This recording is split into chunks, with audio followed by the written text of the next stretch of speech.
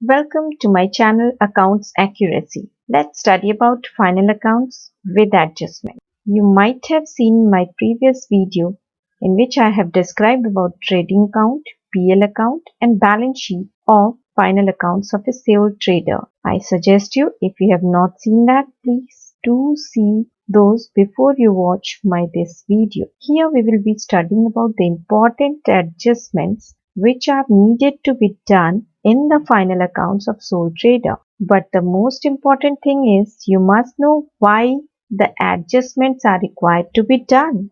Actually, these adjustments are needed to be done because any expense or income related to a particular financial year must be recorded in the same year itself. Hence, related expenses and incomes of that particular year must be flashed in the final accounts the same year itself in order to calculate the exact profit and loss of the year. Hence, while preparing the final accounts, it must be detected whether any transaction remain omitted to be recorded in books of accounts or get wrongly recorded in books of accounts, or of which only one aspect remain recorded in books of accounts. Entries passed for such transactions are called adjustment entries, and it is very necessary to do the adjustments in order to calculate true net profit and net loss of the business. We have already done closing stock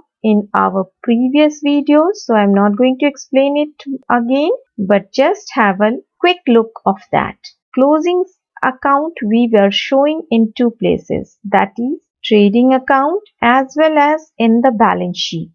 So by that only it is very clear any adjustment which remain written outside the trial balance in the sum, they must be shown at two places. So closing stock we were showing in two places. Here let's see what happens with outstanding expenses. But before that, I must let you know what is outstanding expense. Outstanding expenses are those expenses which are incurred during the year, but the payment hasn't been made till the date of preparation of final accounts. Now, if that has been incurred during the year, means the employees have worked but they haven't received their wages and salary. So the company has derived the benefit of workers, but the company hasn't paid the wages of 20,000 and salary 5,000 till the date of preparation of final accounts. That must be shown in final accounts like this. In trading account, you are supposed to add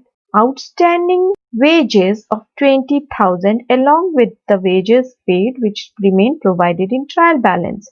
All expenses which remain written in trial balance will have just one posting, but adjustment entry will be shown twice. Once it will get added to the wages provided in the trial balance with 2,20,000, you are supposed to add this 20,000. So the wages paid in trial balance, with that we are supposed to add this extra 20,000 outstanding wages provided in adjustment, and together in the final column of trading account we will show as 2,40,000.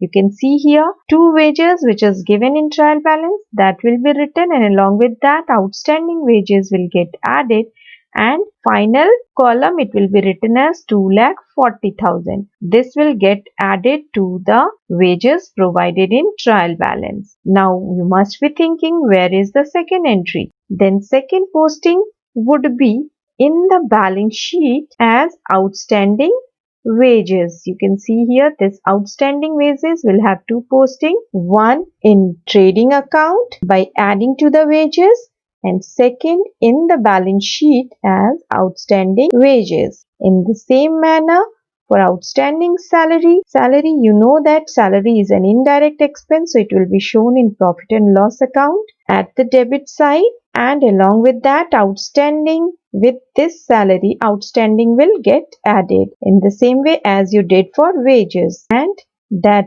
total value will be written as 60,000 in the final column. But this will have, as you know, as per the rule, adjustment entry will have two postings. So this outstanding salary will again be shown in the balance sheet as liability, that is outstanding. Here the company owes money to the employees which company needs to pay. So all outstanding becomes liability for the company. Next comes your prepaid expenses. Prepaid expenses are the expenses which have been paid in advance. The company has not taken benefit of such expense, but company has already paid the value in advance. Just like insurance premium. If insurance of only this 50,000 belongs to this particular accounting only, so the entry must be shown as in the profit and loss account if we will have to deduct the prepaid expenses, that is 5,000. It will get deducted from the insurance given. So this from 50,000 you will show as an expense, and from that prepaid insurance which is paid in advance will get deducted. And again this will be posted in the balance sheet as an asset because the benefit hasn't been received by the company. So till the time company shows it as an asset because company needs to enjoy the benefit. Till that time it will be treated as asset. So remember, all prepaid expenses are treated as asset and that get deducted from the particular expenses. Next comes your depreciation. Depreciation means reduction in the value of fixed asset. You know that this is a loss for the company, and all losses indirect expense which is shown in the profit and loss account. Here is the sum. Let's see how it is treated. Suppose machinery and furnitures of the company given in trial balance as 4 lakh and 7 lakh. Along with that, in adjustment is also provided, that is machinery to be depreciated by 10% and furniture by 15%. So this will be shown as loss in the profit and loss account. Machinery will get depreciated by 10%, that is 10% of 4 lakh is 40,000. And again 15% of furniture, that is 7 lakh, will be 1 lakh 5,000. And the second posting we will do in balance sheet, that will get deducted the same amount 40,000, that is 10% of 4 lakh will be deducted from the machinery in the balance sheet. From 4 lakh you will deduct 40,000 and in the final column it will be shown as 3 lakh 60,000.